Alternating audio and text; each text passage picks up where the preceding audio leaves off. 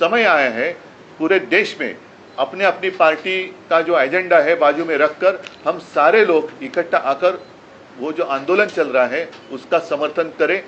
और वो इसलिए करें क्योंकि ये सिर्फ एक पार्टी का एजेंडा नहीं है, अपने देश का भविष्य का विषय है। और देश के भविष्य के लिए आज जिनके कंधों पर जिम्मेदारी है वो अपनी जिम्मेदारी नहीं उठाएंगे तो देश की स्थिति बड़ी बुरी हो सकती है, खराब हो सकती है। और मैं आज खुलेआम सोनम वांगचुक जी को और दीपके को मेरा समर्थन दे रहा हूं।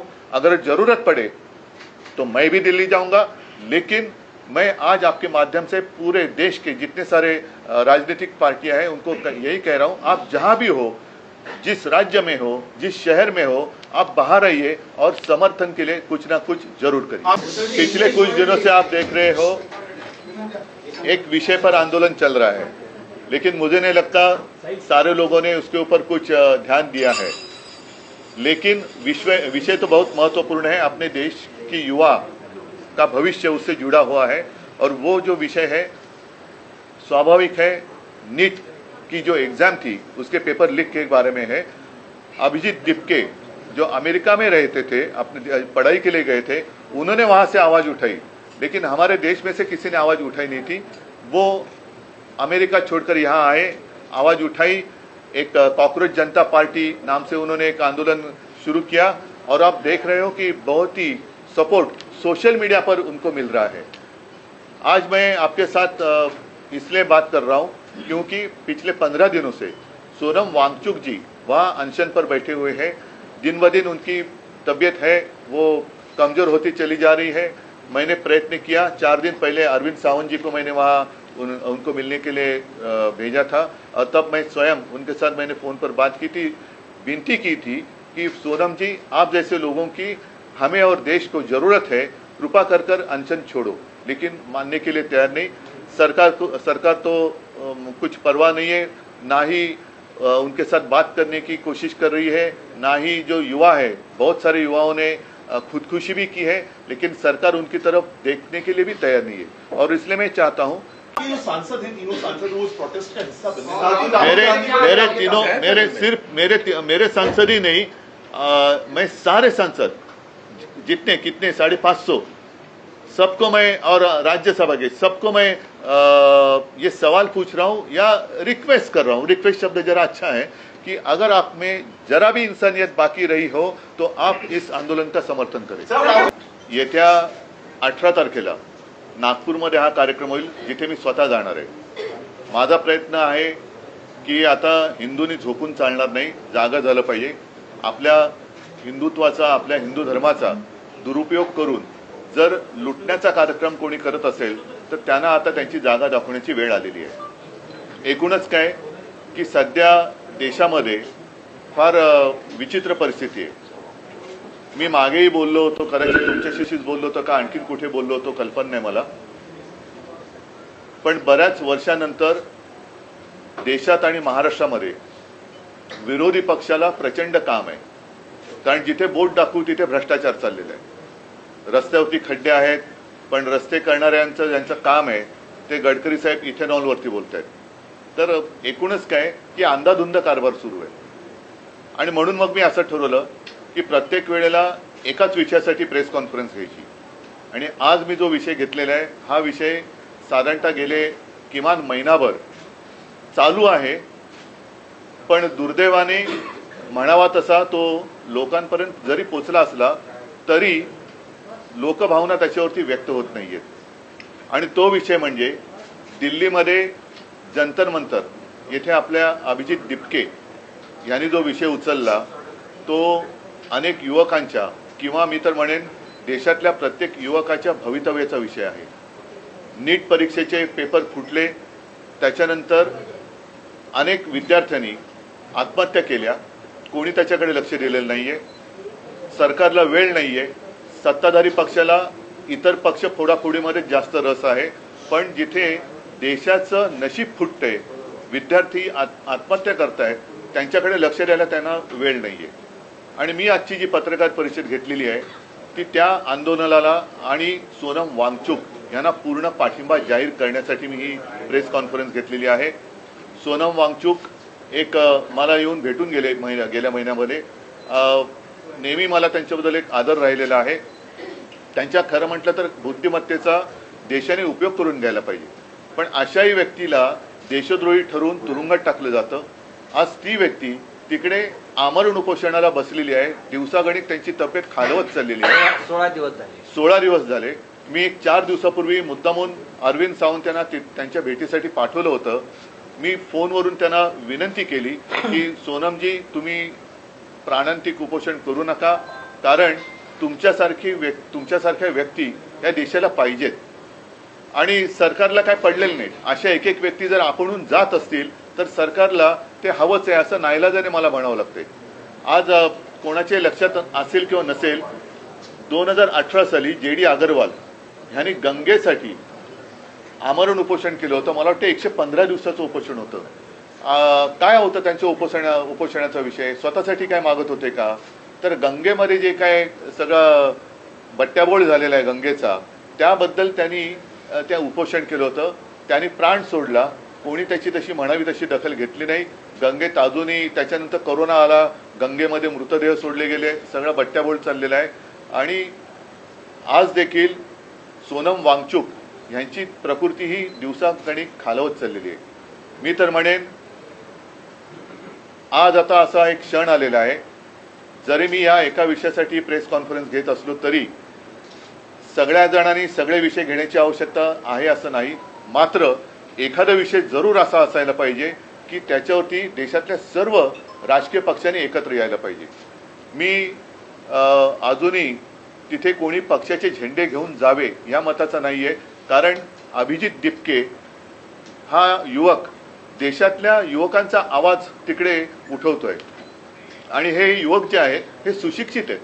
म्हणजे आज सकाळी मी ते सोशल मीडियावरती बघितलं, ते असेल तर भयानक आहे, कारण 20 तारखेला मला वाटतं त्यांनी मोर्चा आयोजित केलेला आहे आणि अभिजित दिपकेने असा एक दावा केलेला आहे की येत्या 20 तारखेच्या आत काही गुंड तिकडे सोडून हिंसाचार माजून हे आंदोलन उधळून लावण्याचा काही जणांचा प्रयत्न आहे. हे फार हिणकस आणि नीच वृत्तीचे लक्षण आहे.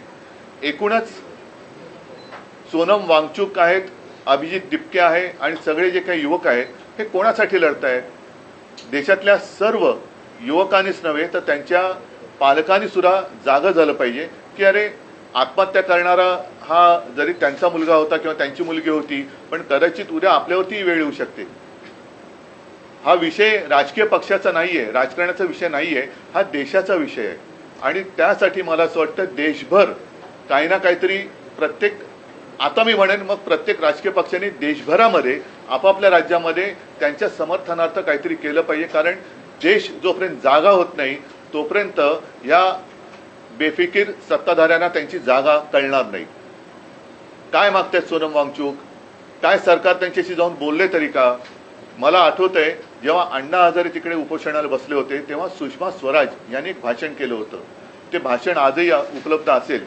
निदान त्यावेळेला त्यांच्याबरोबर चर्चा तरी झाली होती किंवा असावी असं मला वाटतं. तुम्हाला आठवत करण्यात विलासराव देशमुखांची नियुक्ती केली होती. विलासराव देशमुखांची नियुक्ती केली गेली होती. आता कोणी तिकडे ढुंकून बघायला नाहीये त्यात. काय फरक काय पडतो? जर एखाद्या व्यक्तीकडनं एखादं काम नीट होत नसेल तर त्या व्यक्तीला बदलण्याची मागणी होत असेल की जिच्यामुळे लाखो विद्यार्थ्यांचं भविष्य हे बर्बाद होत असेल तर त्या व्यक्तीला बदलायला काय हरकत आहे? ह्याच्यामध्ये कमीपणा काय? धर्मेंद्र प्रधानांचा राजीनामा घेऊन तिकडे जर काय सक्षम व्यक्तीची नेमणूक केली गेली तर याच्यात कमीपणा मानण्याचं कारण काय? जे विद्यार्थी जागून, आणि मी बघतोय की अनेक पालक सुद्धा अतिशय म्हणजे संतापलेले आहेत. त्यांनी त्यांच्या आयुष्याची पुंजी लावून माझा मुलगा माझी मुलगी शिकली पाहिजे, सुशिक्षित झाली पाहिजे, मोठी झाली पाहिजे, मला शिकता नाही आलं पण माझा मुलगा किंवा मुलगी शिकली पाहिजे. त्या मुलाचं संपूर्ण शिक्षण आणि त्यांची आयुष्यभराची पुंजी ही एका याच्यात बर्बाद होते आणि कोणाला काही पडलेलं नाहीये. बरं, त्याच्यात आणखीन आता हे बोललं तर पुन्हा महाराष्ट्राचा अपमान होईल असं मुख्यमंत्र्यांना वाटू शकतं. कारण या नीट परीक्षेचं जे काही पेपर फुटीचं केंद्र आहे हे महाराष्ट्रामध्ये होतं. अटका झाल्या, पुढे काय? म्हणजे एकूण एका पाठोपाठ एक पेपर फुटत आहेत. त्याच्यानंतर आपल्या महाराष्ट्रातल्या शिक्षण मंत्र्यांच्या घरासमोर सुद्धा आंदोलनं झाली. तर कोणाला कारभाराची काही चिंता नाहीये. देशात काय चालले त्याच्याबद्दल काही पर्वा नाही आहे. आम्ही आपले परदेशात फिरतो, आम्हीच आपले भाडीचे तट्टू आणून आमचं स्वागत करून घेतोय आणि सगळं काय आबादी आबाद आहे असं भासवतोय. हे मला वाटतं चांगलं लक्षण नाही. आज परत एकदा सांगतो, मी शिवसेनेतर्फे सोनम वांगचुक आणि या मुलांच्या आंदोलनाला पूर्ण पाठिंबा जाहीर करत आहे आणि ज्या ज्या वेळेला शक्य असेल, जिथे आम्ही उतरण्याची गरज असेल तिथे महाराष्ट्रभर आम्ही तर उतरूच. आपल्या माध्यमातून मी देशातील सर्व पक्षांना सांगतोय की आपण देखील आपापल्या राज्यामध्ये, राज्यातील प्रमुख शहरामध्ये या युवकांना बळ मिळेल अशा पद्धतीने काही प्रतिकात्मक असेल, आणखीन काही असेल, हे समर्थनार्थ आंदोलन करा किंवा प्रदर्शन करा की जेणेकरून आजही देशातली युवा शक्ती, जी आपण देशाचे भाग्य विधाते समजतो, त्या भाग्य विधात्यांना कळेल की आजचे जे भाग्य किंवा दुर्भाग्य विधाते आहेत हे आपल्यासोबत आहेत. उद्धवजी, तुम्ही दिल्लीत जाऊन पाठिंबा देणार सहभागी होणार आहे का शिवसेना? ऐका, मी 20 तारखेच्या मोर्चात सहभागी सगळ्यांनी व्हावं असं म्हणालेलं नाहीये. ज्यांना जायचंय, मला जायचं वाटलं तर मी जरूर जाईल, परंतु किमान मी जिथे आहे तिथे तरी मी काहीतरी करावं. मी असं सगळ्यांना सांगत नाही की देशातल्या सगळ्यांनी चलो दिल्ली, नाही, तुम्ही जिथे आहात तिथे तर उभे राहा. मी मुंबईत आहे, मी मुंबईत तर उभा राहिलो पाहिजे. मी पुण्यात आहे, पुण्यात राहिलो पाहिजे. मी चेन्नईत आहे, चेन्नईत राहा. बंगालमध्ये, कलकत्त्यात राहा. सर्वत्र जिथे देशातल्या सगळ्या चहूबाजूनी हे रान पेटेल त्यावेळेला सरकारला या युवकांसमोर गुडघे टेकावे लागतील. आणि म्हणून जर मला वाटलं तर मी जरूर जाईन देखील. असं काही नाही आहे की मला त्याच्यामध्ये काय वाटतंय. पण आज सुद्धा ही जी त्यांची जी चळवळ आहे ती कोणत्याही पक्षाचा झेंडा हातात न घेता चाललेली आहे. कारण नाईलाजाने मला असं म्हणावं लागतंय की देशातल्या तरुणांचा आणि युवकांचा कदाचित या फोडाफोडीच्या सगळ्या नीच राजकारणामुळे प्रस्थापित राजकीय नेत्यांवरचा विश्वास उडाला असेल आणि त्यांना असं वाटत असेल की कोणताच राजकीय पक्ष माझ्यासोबत नाही, तर आम्ही तर आहोत. पण तिथे कोणत्याही पक्षाचा झेंडा न घेता आंदोलन होत असेल तर त्याला माझा पूर्ण पाठिंबा आहे. राज्यभरात एक विषय असा आहे की तुम्हाला असं वाटतं का, कारण तुम्ही इंडिया अलायन्स मध्ये एक प्रमुख पक्ष आहात, तर देशाच्या विरोधी पक्ष नेत्यांनी म्हणजे राहुल गांधींनी या व्यासपीठावर जाऊन या आंदोलनाला समर्थन दिलं पाहिजे? जरूर. म्हणजे माझं तर म्हणणं आहे, मला वाटलं तर मी सुद्धा जाईन. राहुल गांधींनी गेलं पाहिजे. देशातील ज्यांना असं वाटतं, मग अगदी भारतीय जनता पक्षातले असले तरी, जसं मी रामरक्षा आंदोलनात भाजपच्या कट्टर कडवट हिंदुत्ववादींना आवाहन केलं होतं की ज्यांना हिंदू धर्माबद्दल प्रेम आहे त्यांनी सहभागी व्हावं, तसंच आज देखील मी पक्षाच्या पलीकडे जाऊन ज्यांना या देशातल्या युवकांबद्दल एक आस्था आहे, तो कोणत्याही पक्षाचा असो, पक्षाचे जोडे बाजूला ठेवून तिथे जावं अशी माझी सगळ्यांना विनंती आहे. आणि नाही तर किमान आपण जिथे आहात, म्हणजे आता जसं तामिळनाडूमध्ये स्टालिन आहेत, ते विजय आहेत, केरळामध्ये आता काँग्रेसचं सरकार आले, कर्नाटकात आहे, तिकडे ममता दिदी जरी विरोधी पक्षात असल्या तरी सर्वांनी, अखिलेश आहेत उत्तर प्रदेशमध्ये, छत्तीसगडमध्ये कोण असतील, झारखंडमध्ये कोण असतील, तर संपूर्ण देशात किमान त्या राज्यातल्या प्रमुख शहरामध्ये सगळे जर का रस्त्यावर उतरले आणि याला पाठिंबा दिला तर मला वाटतं देशात 16 दिवस आंदोलन सुरू आहे. राहुल गांधी जिथे राहतात हकेच्या अंतरावर आहे. बघा, हा विषय राहुल गांधींच्या भविष्याचा नाहीये, हा विषय देशाच्या युवकांच्या भविष्याचा आहे. म्हणून आपण त्याच्यावरती चर्चा करूया. कोणी काय करायचं, समजा आज मी प्रेस घेतली नसते, मला तळमळ वाटली, मी घेतली. जेव्हा अभिजित तिपकेनं आंदोलन सुरू केलं होतं त्यावेळी संजय राऊत यांनी एक ट्विट करून एक फोटो केला होता की अभिजित तिपके आणि नरेंद्र मोदी यांच्या संदर्भातला तो आणि भेट झाली असं म्हटलं होतं की कुठेतरी भाजप पुरस्कृत हे आंदोलन आहे अशा प्रकारचे त्यावेळेला त्यांनी तो ट्विट केला आणि त्या ट्विटमुळे त्यांच्याबद्दलचा जो संभ्रम होता तो दूर झाला आणि त्याच्यानंतर भारतीय जनता पक्षाची जी एक वृत्ती दिसते, असंवेदनशीलता, ही जाहीर झाली. कारण हा फोटो त्यांनीच कदाचित ट्विट करून ते तसं करू शकले असते, पण संजय राऊत यांनी ट्विट केल्यामुळे त्या अभिजितवरचा संभ्रम दूर झाला. आणि आता जे दिसते, म्हणजे आता सोनम वांगचुक हे मी त्यांना स्वतः विनंती केली की तुम्ही असं करू नका, उपोषण सोडा, पण तो माणूस तो मेरा कुछ भी होने दो लेकिन देश का भला होना चाहिए. आता अशा व्यक्तीसमोर आपण काय बोलायचं. म्हणून आज सुद्धा मी एक त्यांना आपल्या माध्यमातून हात जोडून विनंती करतोय की वांगचुकजी, आपल्यासारखी माणसं आम्हाला हवी आहेत, देशाला पाहिजे आहेत. हे सरकार असंवेदनशील आहे. आपल्यासारखे लोक राहिली काय न राहिली काय सरकारला काही फरक पडत नाही, पण आपल्या बुद्धिमत्तेची देशाला गरज आहे. कृपा करून उपोषण सोडा. आम्ही सगळे किंवा आपण सगळे एकत्र मिळून या देशाला सांभाळू. मागच्या काही वर्षांपासून एक पांडा पडतोय. शेतकऱ्यांचं आंदोलन असेल किंवा कोणाचंही आंदोलन असेल, महिनो ते चालत राहतं. परंतु सोनम वांगचूक यांचं आंदोलन हे आमरण उपोषण आहे आणि पुढे जाऊन असं काही बरवाईट होऊ नये यासाठी तुम्ही विरोधी पक्ष म्हणून सरकारवरती, केंद्र सरकारवरती सुद्धा दबाव आणण्याचा प्रयत्न करणार आहात का? कोणाशी मी आता जे बोललो तर तेच आहे.